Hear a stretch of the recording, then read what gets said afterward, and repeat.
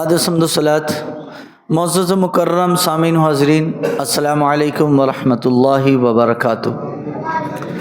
معزز سامعین محترم، اسلام ایک دین فطرت ہے، اور آج کا جو میرا موضوع ہے جمعۃ المبارک کا، وہ اس بات پر ہے کہ اللہ رب العالمین جل وعلا نے اسلام کو دنیا کے لحاظ سے کیسا دین بنایا کہ آج پوری دنیا موسمیاتی تبدیلیوں کا شکار ہے، اور موسم جلد سے جلد تبدیل ہو رہے ہیں، اور موسم کے تبدیل ہونے کی وجہ سے انسانوں کی زندگی پر مختلف بیماریوں کے اثرات رونما ہو رہے ہیں۔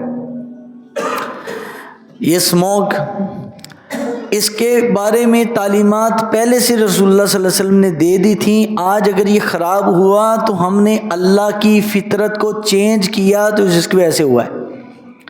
اسلام نے کچھ تعلیم کی، ہمارا چاہے دین کا نقصان ہو یا دنیا کا نقصان ہو، مسلمان کا دونوں نقصانات اس کے دین سے دوری کے سبب ہیں۔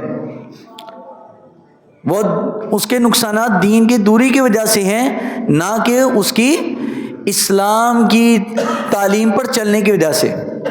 اسلام نے ہمیں دنیا میں اندر جینے کا بھی ڈھنگ سکھایا، طریقہ سکھایا، اور اللہ تعالیٰ نے قرآن عظیم الشان کے اندر اس چیز کو بیان کیا۔ میں نے سورہ حجر کی آیت نمبر 19 پڑھی ہے۔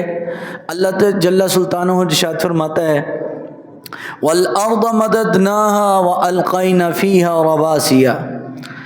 اللہ نے فرمایا کہ ہم نے زمین کو پھیلایا، اور زمین کو بیلنس کرنے کے لیے ہم نے زمین کے اوپر پہاڑ رکھ دیے، پہاڑ بنا دیے۔ وَأَنبَتْنَا فِيهَا مِن كُلِّ شَيْءٍ مَوْزُونٍ، اور زمین میں ہر چیز کو اللہ فرماتا ہے ہم نے اپنے اندازے سے اگایا، اپنے اندازے سے اگایا۔ پوری دنیا میں سائنسدان خلا میں گھومتے رہے، خلا میں چلتے رہے، اور دیکھتے رہے کہ کہیں پر زندگی شاید پائی جائے۔ پوری کائنات میں سوائے اس زمین کے کہیں بھی زندگی نہیں پائی گئی۔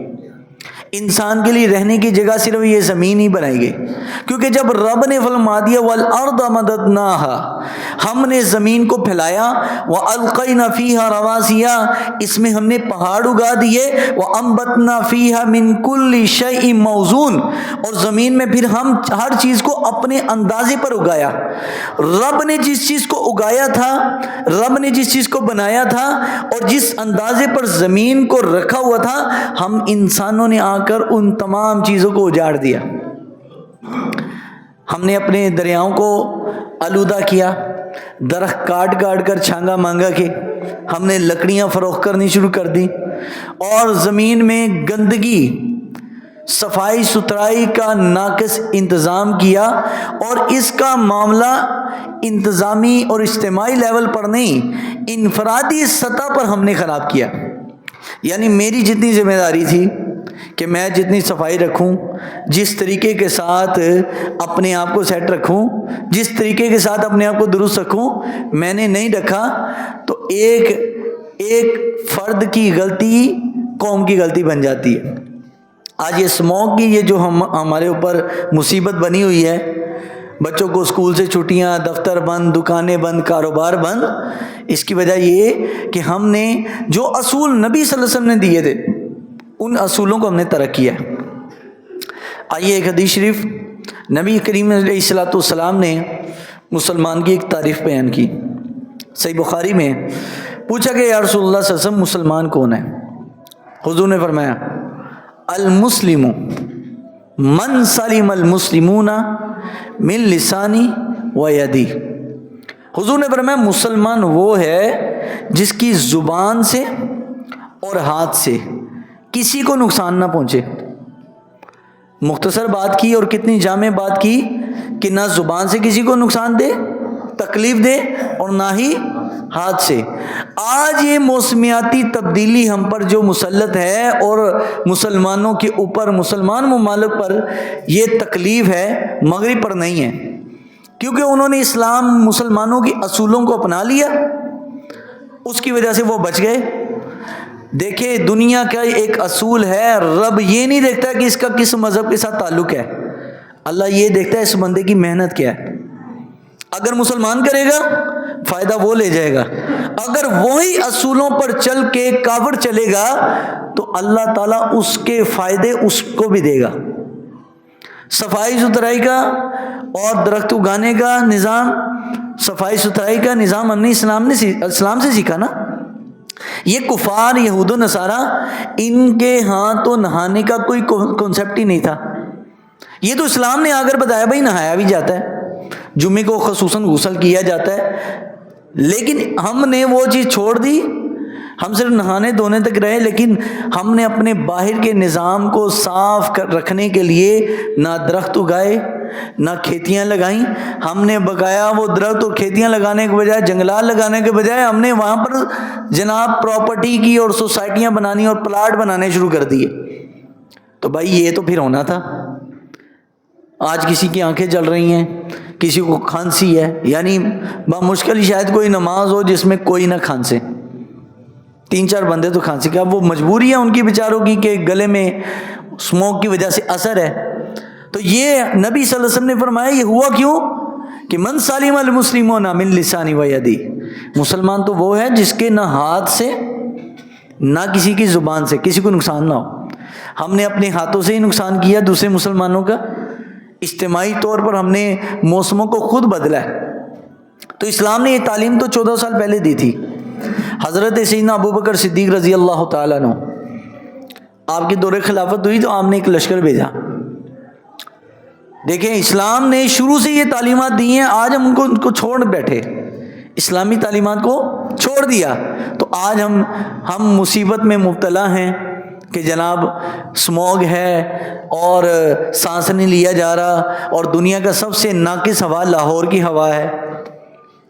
وجہ کیا ہے کہ اس تعلیم کو ہم نے ترک کیا۔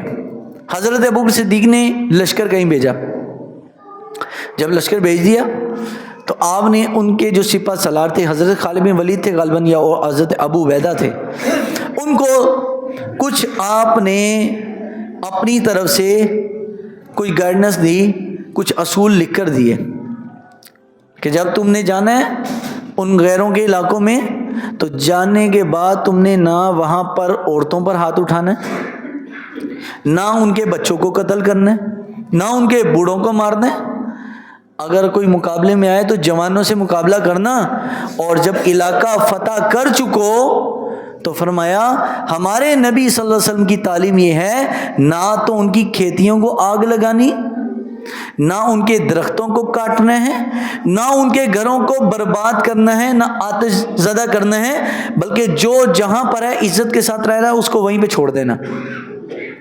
ہمارے یہاں کیا ہوتا ہے، جیسے ہی کٹائی ہوئی کھیتیوں کی اس کے بعد کیا ہے پیچھے وہ آگ لگا دیتے۔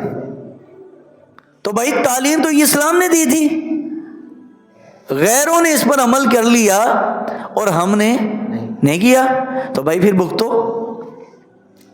اب ہمیں کیا مشورے دیے جا رہے ہیں کہ جی کیونکہ ان دنوں میں اسموگ بڑی ہوتی ہے نومبر دسمبر اور جنوری میں، تو آئندہ سال 2024-25 میں اب لوگوں پر پابندی ہوگی کہ بھائی ان دنوں میں شادی کوئی نہ کرے،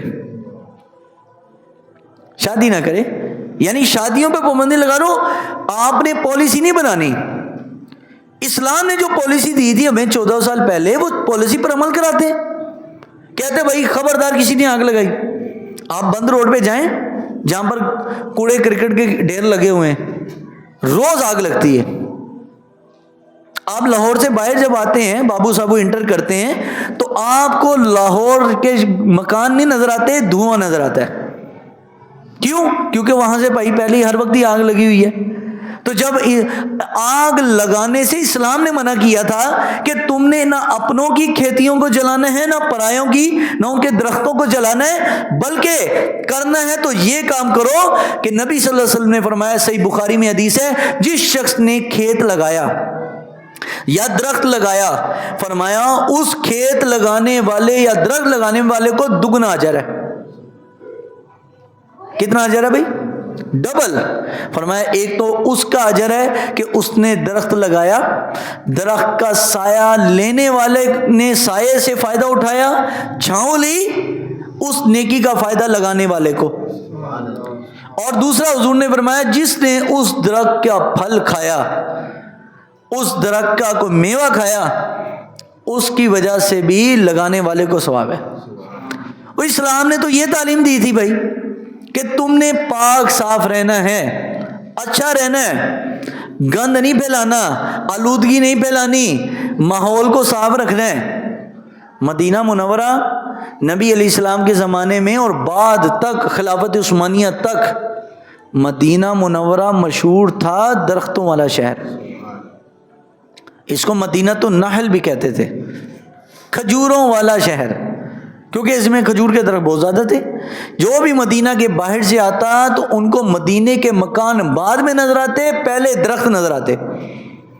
اب لاہور کو جائے تو راوی کراس کرتے ساتھ ہی آپ کو کنکریٹ کا ایک جنگل نظر آتا ہے, کنکریٹ کا بنا ہوا, یعنی پلستر اور مٹی کا اور پتھر کا اور ٹائلوں کا یہ جنگل ہے.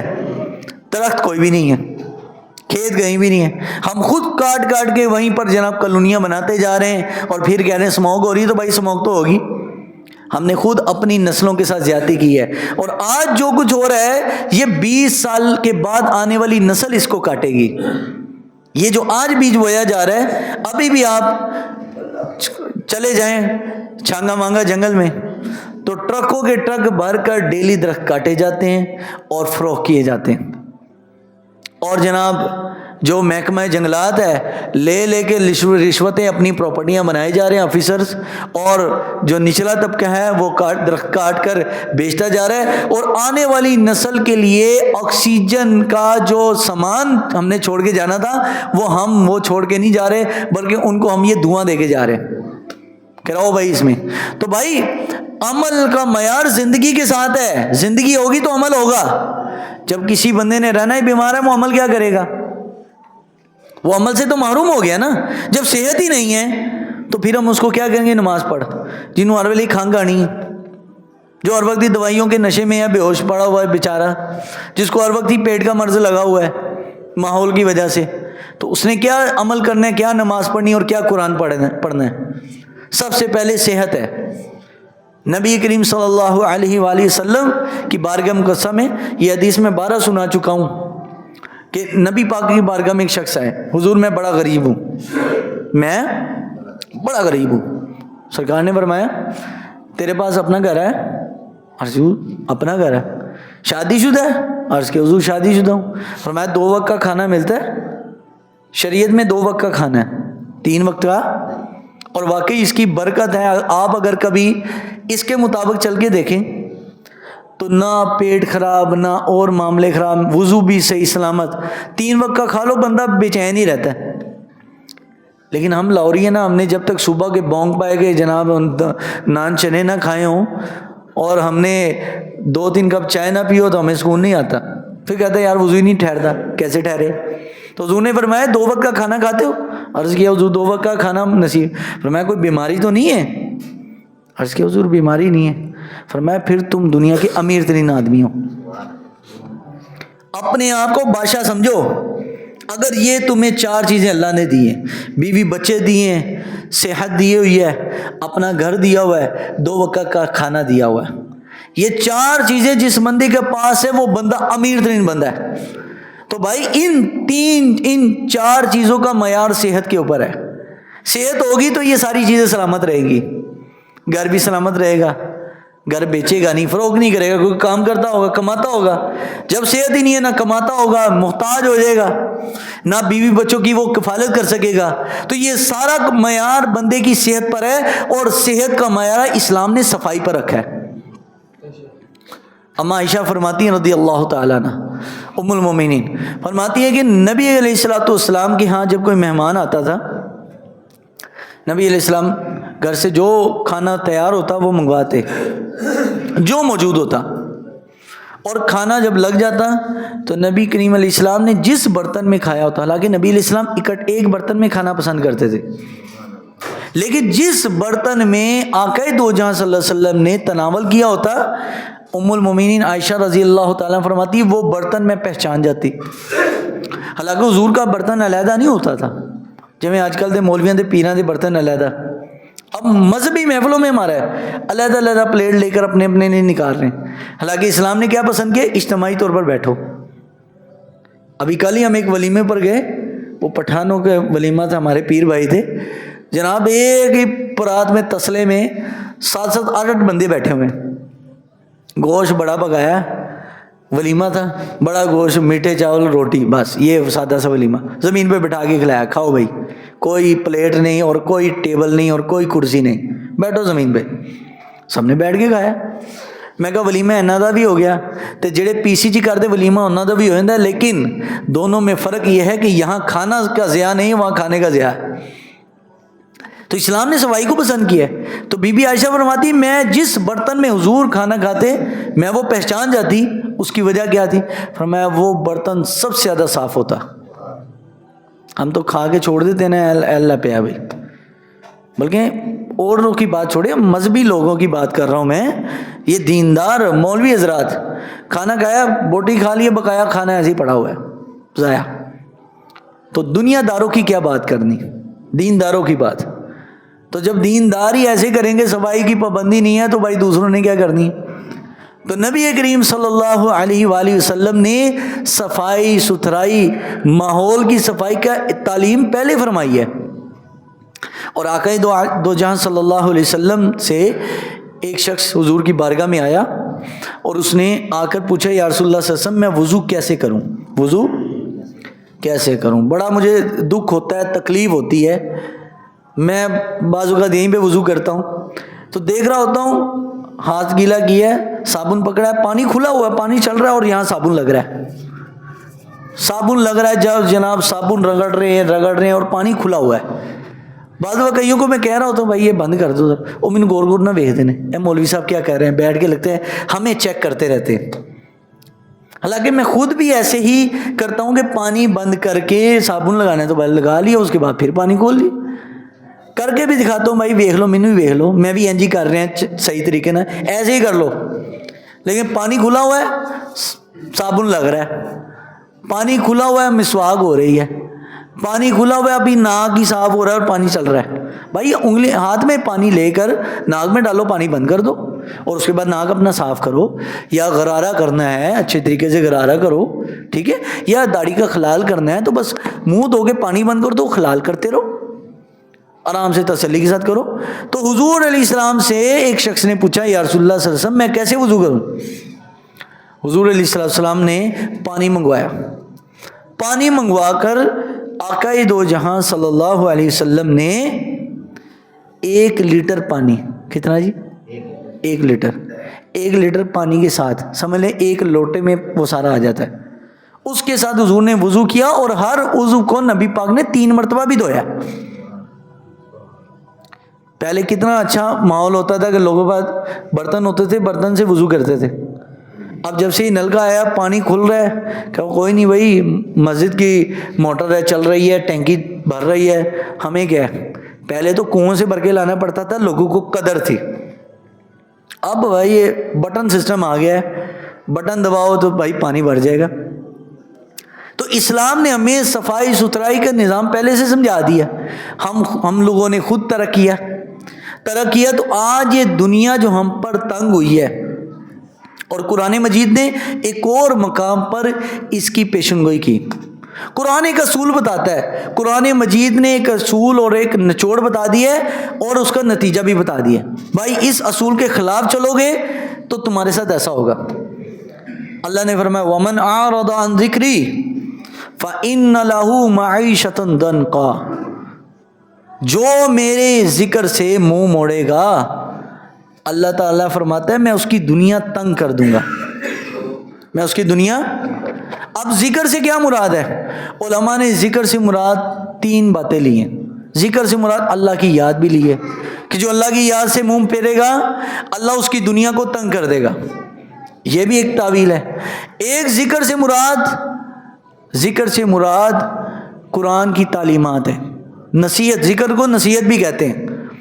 قرآن کی نصیحت سے جس نے منہ موڑا ہے اللہ فرماتا ہے ہم اس کی دنیا تنگ کر دیں گے.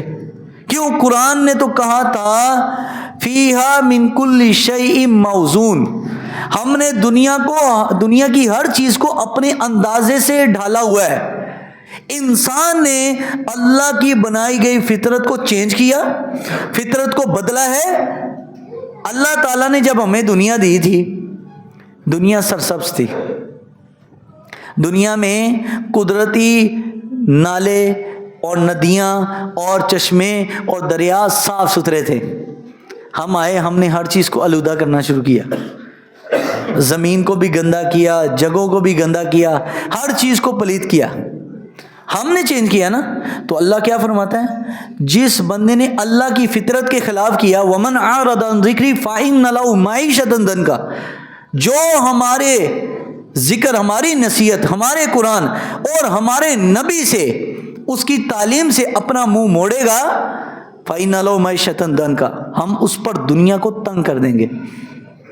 اب سب سے زیادہ متاثر ممالک میں پاکستان پہلے یا دوسرے نمبر پہ آتا ہے. کبھی انڈیا ہو جاتا ہے, کبھی پاکستان ہو جاتا ہے.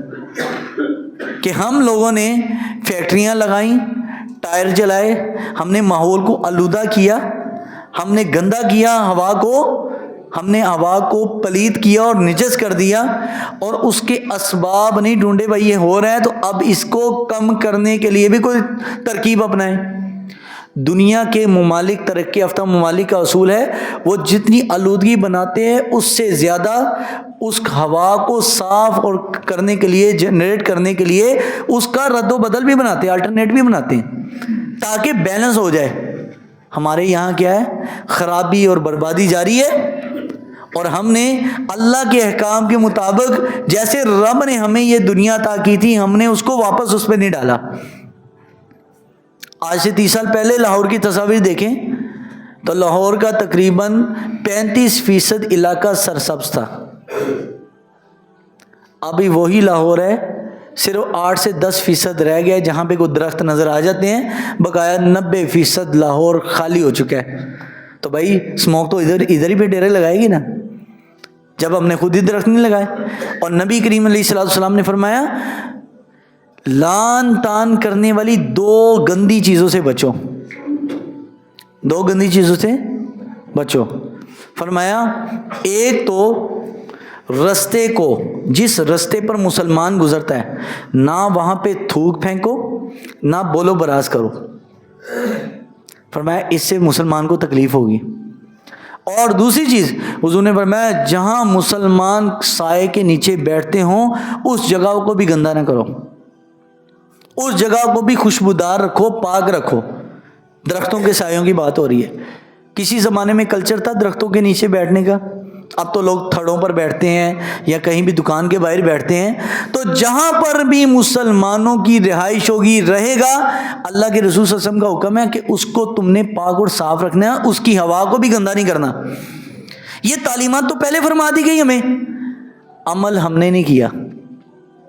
ہم سے غلطی ہوئی, عمل ہم نے نہیں کیا. تو آج جب پکڑ ہو گئی ہے تو ہم کہہ رہے جی کبھی شادی حال بند کرو, شادیاں نہیں ہونی چاہیے. ہم کہتے بھائی شادی حال کیا بند کرنا ہے, تم مجبوراً شادی حال میں نہیں کر پاؤ گے تو پھر گھروں میں کرنی ہے نا شادی, تو چپ چپیتے عزت کے ساتھ چند لوگ بلا کر نکاح کر لو. کیا فرق پڑتا ہے بھائی؟ جو لاکھوں روپے کروڑ روپے لگانے ہیں حالوں پر, تو اسی پر لگا لو. پتہ کہ جناب کوئلے جلیں گے اور لوگوں کو جناب باربیکیو لگے گا تو دھواں اٹھے گا اور ہوا گندی ہوگی. ہوا کو گندے کرنے سے بہتر اسلام نے, حضور نے فرمایا بہترین نکاح وہ ہے کہ جو کم خرچ میں ہو, جس پہ تکلفات کم از کم ہو, اللہ کو سب سے بہترین نکاح لگتا ہے. یہ تو اسلام نے پہلے بتا دیا تھا.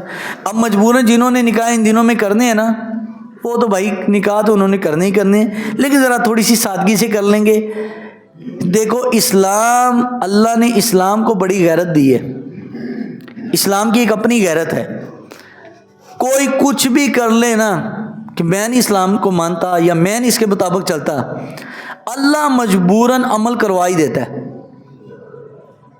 کسی زمانے میں خواتین کہتی تھی ہمارے دل صاف ہیں, ہمیں پردے کی ضرورت نہیں ہے. تو پھر ڈینگی وائرس نے ان کو پورے کپڑے پہنائے کہ نہیں پہنائے؟ کیونکہ وہاں جان جانے کا خدشہ ہے تو پورے کپڑے خواتین پہنیں گی، پورا لباس پہنے گی، کیونکہ جب وہ ہمیں تعلیمات کی جاتی ہیں موبائل فون پر ٹیون میں کہ جی ڈینگی وائرس سے بچنے کا یہ طریقہ ہے کہ گھروں میں صفائی ستھرائی رکھیں، پانی ٹھہرا ہوا نہ رکھیں، یہ چیزوں سے بچیں، اس سے بچیں، اور خواتین صبح اور شام کے وقتوں میں اپنے جسم کو ڈھانک کے رکھیں۔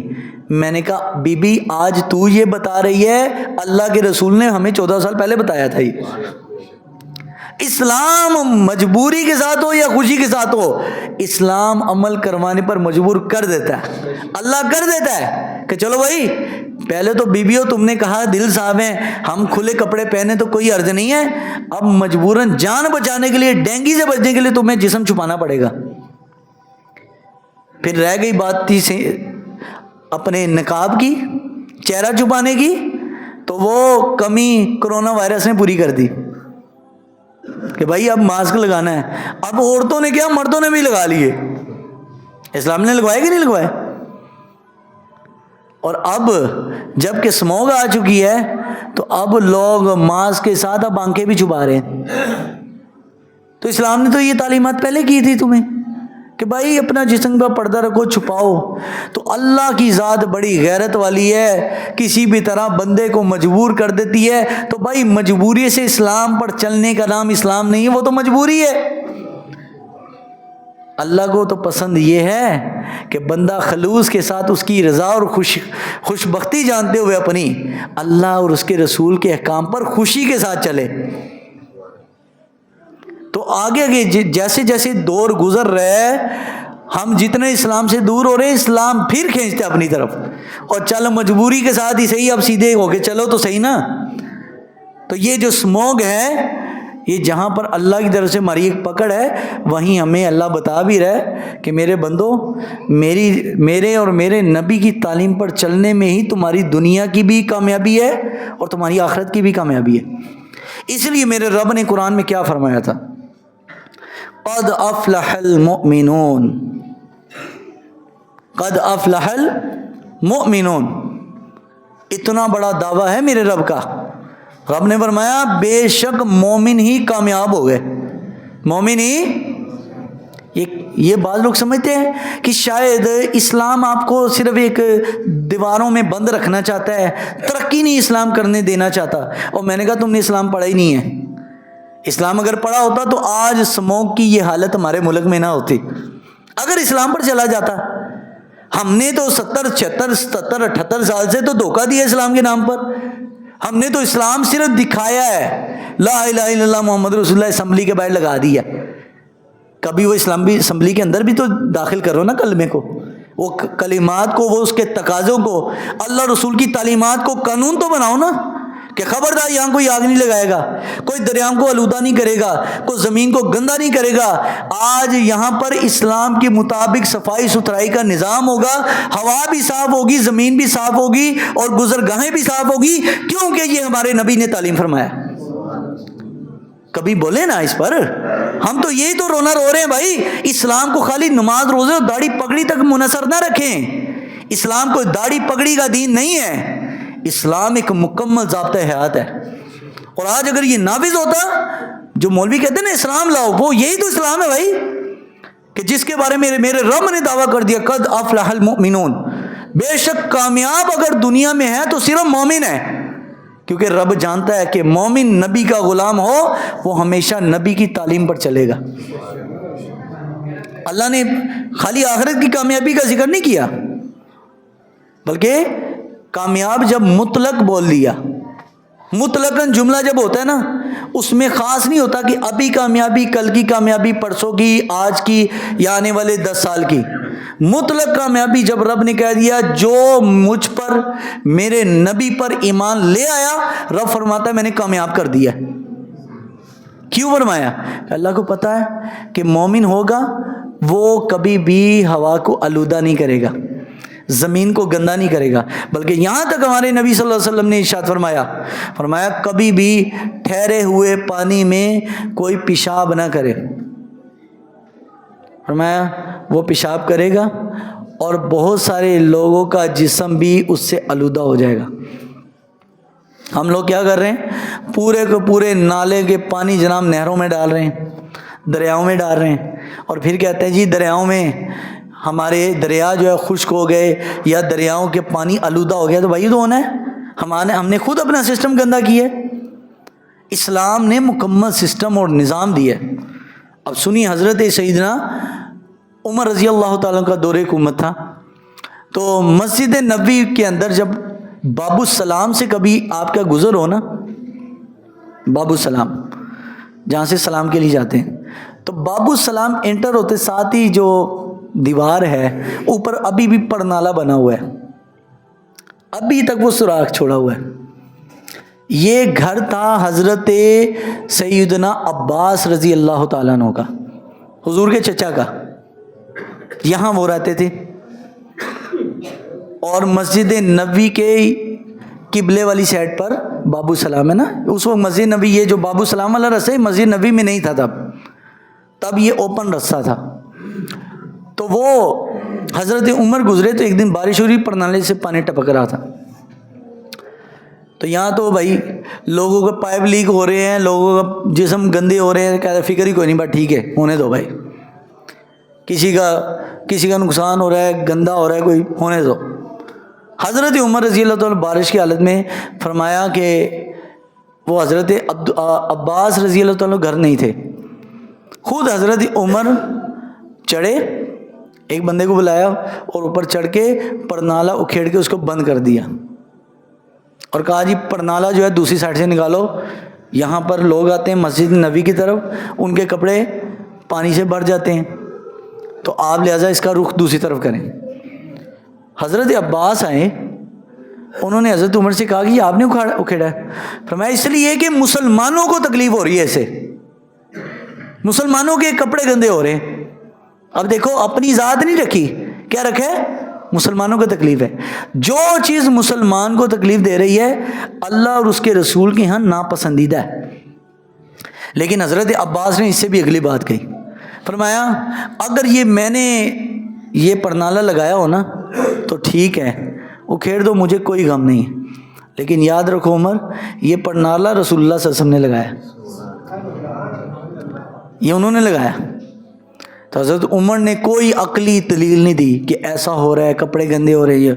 دوبارہ حضرت عمر رضی اللہ تعالیٰ نے ان سے معافی بھی مانگی اور خود دوبارہ پرنالہ لگایا۔ فرمایا عمر جانتے ہو یہ پرنالہ لگانے والی ذات بھی خود رسول اللہ کی حضور نے خود اس کو فٹ کیا ہے، اور آج تک مسجد نبوی میں وہ پرنالہ کا حصہ موجود ہے، آج تک موجود ہے۔ حالانکہ وہاں مکان تو نہیں ہے، وہاں ایک کمرہ سا بس بنا ہوا ہے، دیوار ہے، جیسے ہم باب السلام میں داخل ہوتے ہیں اس کی آپ کی سیدھی جانب کی جو دیوار ہے نا متصل، اوپر دیکھیں گے پرنالہ سوراخ بنا ہوا ہے۔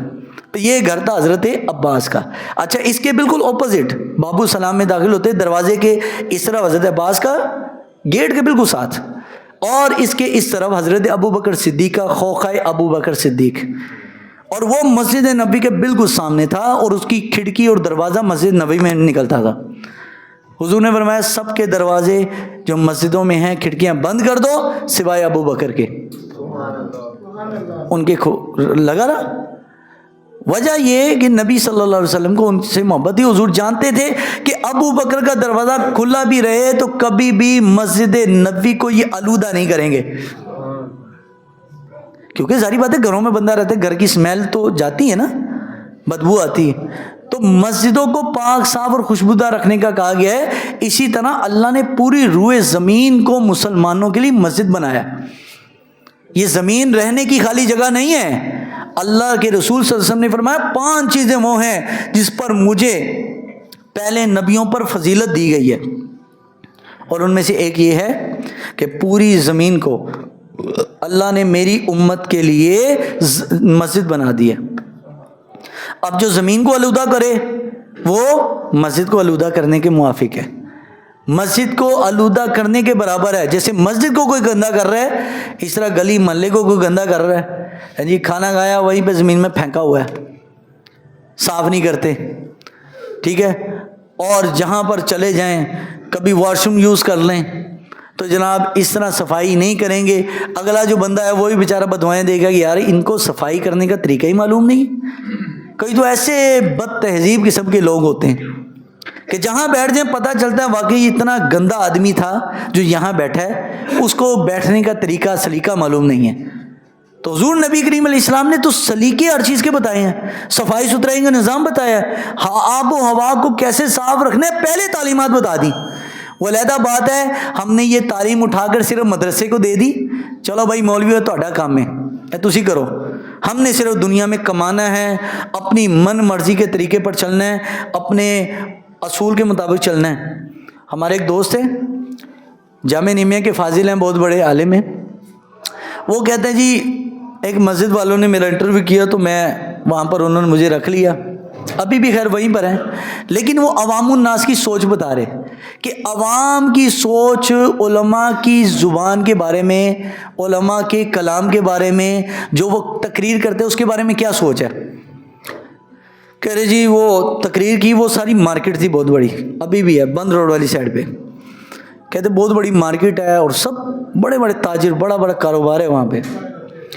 تو کہتے میں نے تجارت کے اصولوں پر تقریر کی کہ تجارت کرنے کا طریقہ نبی صلی اللہ علیہ وسلم نے کیا بتایا۔ اصل میں مسئلہ یہی ہے کہ ہم لوگ دین سیکھنا ہی نہیں چاہتے، ہم کہتے ہیں مولوی صاحب ہمیں ہماری مرضی کا دین بتائیں، وہی ہم نے لینا ہے، جو ہماری مرضی اور سوچ کے خلاف قرآن کی آیت بھی آ گئی نا، چاہے مولوی کا باپ بھی آئے تو ہم نے نہیں ماننا، ہماری سوچ یہ ہو چکی ہے۔ تو جناب وہ بڑے بڑے تاجر وہاں پر جمعہ پڑھایا تو مولوی صاحب کے ہاتھ پہ کہتے ہیں 5000 روپیہ رکھا، خدمت کی، کہہ رہا میں بھی خوش ہو گیا بھائی ماشاءاللہ بڑے ٹھیک ٹھاک لوگ ہیں۔ اس کے بعد مجھے کہا جی مولوی صاحب آپ نا فضائل بیان کیا کریں، یہ مسئلے نہ بیان کیا کریں، اس سے ہمیں نیند آ جاتی ہے، ہمیں کیا آ جاتی؟ نیند آ جاتی۔ آپ کوئی اور باتیں، کوئی رنگ رنگیلی چھمک چھلو والیاں گلاں کریا کرو، نعرہ تکبیر تے نعرہ رسالت، بس کوئی تربیت والی باتیں نہ ہمیں کریں، ہم اس کے قائل نہیں ہیں۔ پہلے مولوی صاحب ہمیں بس وہ رنگ رنگیلی باتیں سناتے تھے، بس ویسے ہی کریں، ہمیں یہ باتیں نہ سنائیں، یہ خوش اکسی باتیں، ہمیں نیند آ جاتی ہے۔ تو مولوی صاحب کہتے ہیں کہ اگلے جمعے میں نے وہی رنگ رنگیلی تقریر کی، بڑے بڑے تاجر، کیا بات ہے مولوی صاحب، آج تو مزہ آ گیا۔ کہہ رہے تربیت والی بات نہیں تھی نا، فضائل والی بات تھی، ایک کام کرو اس کا یہ ثواب، یہ کرو تو یہ ثواب، یہ کرو تو یہ ثواب، لیکن تربیت کی، اپنی زندگی کو بدلنے کی باتیں یہ ہماری عوام الناس برداشت نہیں کرتی۔ تو کوئٹہ کے ایک عالم دین تھے، کوہاٹ کے، تو وہ بھی اپنی مسجد میں نئے گئے تو ایک بابا تھا، اس نے کان میں مولوی صاحب کے کہا بھائی آپ نا جب تقریر کریں تو تقریر آپ نے ذرا نرم کرنی ہے، لیکن مولوی ذرا غصے والا تھا، جلالی تھا، اس نے ذرا 2-4 باتیں لوگوں کے طبیعت کے خلاف کر دی۔ تو بعد میں لوگوں نے کہا یار یہ مولوی ٹھیک نہیں ہے، یہ بڑی سخت باتیں کرتا ہے، اس کی باتیں اچھی نہیں ہیں۔ اگلا جمعہ ہوا، اس نے پھر کہا بھائی کیونکہ اس علاقے کے لوگ بکریوں کا کاروبار تھا ان کا، تو جو لوگ جس فیلڈ میں ہونا اس فیلڈ کے فائدے کی بات کرو لوگ بہت جلدی لیتے ہیں۔ اس نے کہا آج ہم آپ کو بتائے گا، پٹھان تھا نا، ہم آپ کو بتائے گا کہ آپ کی بکریاں کیسے بڑھے گا۔ اس نے کہا کیا بات ہے بھائی، زبردست، آج ہم آپ کو بکریاں بڑھانے کے فائدہ بتائے، کیسے بڑھیں گی قرآن و سنت کی روشنی میں۔ تو لوگوں نے کہا بھائی یہ مولوی بہت زبردست ہے۔ اس نے کہا کہ بھائی ایسے ہی عذر مزاح، اس نے کہا چاہے آپ شرعی مسئلہ ہے کہ اگر کسی کے کھیت سے گھاس چرا لیا نا تو اس پہ چور کی سزا نہیں لگتی، تو کوئی بات نہیں، کسی کے کھیت سے بھی کاٹ کے نا گھاس کھلا دو۔ اس نے کہا واقعی مولوی صاحب لکھا ہوا ہے، حالانکہ واقعی مسئلہ ہے کہ کسی نے کسی کے کھیت سے گھاس چرایا نا تو اس پر چور کے ہاتھ کاٹنے والی سزا نہیں ہے، کیونکہ وہ تو کھاتی بکری، اگر خود کاٹے گا اور مالیت زیادہ ہوئی تو پھر تو لگے گا، لیکن بکری کھا گئی تو اس پر سزا نہیں ہے، چور والی سزا نہیں ہے۔ تو اس نے کہا واقعی مسئلہ، کہا ہاں کتابوں میں لکھا ہوا ہے، مسئلہ آدھا بتایا نا، پورا نہیں بتایا۔ تو لوگوں نے کہا یار یہ مولوی بہت زبردست ہے، لوگوں کو پسند آ گیا۔ آج عوام الناس کی بھی یہی سوچ ہے، جو دیندار قسم کے اور تربیت والے علماء ہیں، لوگ کہتے ہیں ان کی بات نہیں سننی، ہے بڑا سخت مولوی ہے۔ تو ہماری عوام کی بھی یہی سوچ ہے کہ بھائی اینڈ پہ جائیں گے جمعے کے ٹائم، بس 2 منٹ پہلے چلے گئے یا 1 منٹ پہلے چلے گئے، ٹھیک ہے، تو بس اینڈ پہ جا کے 2 فرض پڑھ لیے. یاد رکھیے خطبہ جمعے کی شرط میں سے، جمعے کی عربی خطبے کی بات کر رہا ہوں. اردو سننے کی تو خیر بہت سارے لوگوں کو توفیق نہیں ہے، کیونکہ وہاں تو تربیت بتائی جاتی ہے نا. عربی خطبہ تو بھائی کم از کم سنو نا. عربی خطبہ ہم لوگ سنتے نہیں ہیں، اور پھر آ جاتے میں 2 فرض پڑھے اور بھاگنے کی جیسے پتہ نہیں پیچھے پولیس لگی ہوئی ہے. اللہ کے بندو آئے سکون کے ساتھ. ایک دن ہوتا ہے جمعے کا، ایک دن، تو ایک دن کم از کم تمیز کے ساتھ، ادب کے ساتھ اللہ رسول کی باتیں سننے کے لیے ٹائم تو نکالو. صرف آپ کا یہ حال پورا ہے. اوپر والے تو جناب انا للہ ہی ہے. اوپر والی سائڈ کے تو لوگ اینڈ ٹائم پہ آئیں گے اور وہ دروازے پہ کھڑے ہو جائیں گے، خطبہ یہاں ہو رہا ہے، اور دھکا دیں گے. وہ پتہ بھی آگے کوئی بندہ نہیں، آگے اندر جگہ نہیں ہے، دھکا دیں گے کہ بھائی اندر میں داخل ہو جاؤں. تو اللہ کے بندو اتنا شوق ہے نا جمعے کی اگلی صفوں میں بیٹھنے کا، اور کچھ لوگ پیچھے سے آئیں گے، وہ آتے آتے آگے آ جائیں گے. یہ کسی فرد واحد کی تنقید نہیں میں کر رہا، لیکن کچھ لوگ ہیں، میں ہر جمعے دیکھتا ہوں، وہ پیچھے جائیں گے، دیواریں سر پھلانگتے پھلانگتے ادھر آ جائیں گے. تو اللہ کے بندو تم نے آنا ہے تو پہلے تمیز کے ساتھ آگے اگلی صفحے میں بیٹھ جاؤ. یہ سر پھلانگنے کا کیا طریقہ ہے؟ جہاں جگہ ملتی ہے جمعے میں وہیں بیٹھنا چاہیے. لیکن یہ دروازہ ہلانا، اگلا بندہ نہیں کھول رہا، اس کو پتہ ہے میں آگے بیٹھا ہوں، وہ نہیں پیچھے ہٹ رہا، اس کو زور لگا رہا ہے پیچھے ہٹ، میں اندر بہنا. تو بھائی اوپر بھی بیٹھ جاؤ، اوپر بھی تو مسجد ہے نا. لیکن اوپر سیڑھیاں چلنی پڑیں گی. ادھر پتہ ہے شارٹ کٹ میں 2 فرض پڑے، سلام پھیرا اور وہ بھاگ گئے. ادھر تو دعا مانگنے کی بھی حاجت نہیں ہے. تو کوشش کیا کرے دوستو. یہ بہرحال یہ کچھ میٹھی کھٹی میٹھی باتیں ہیں میری، اس کو صرف از روئے آپ اصلاح ہی لیں، کوئی تنقید کسی پر مقصد نہیں ہے.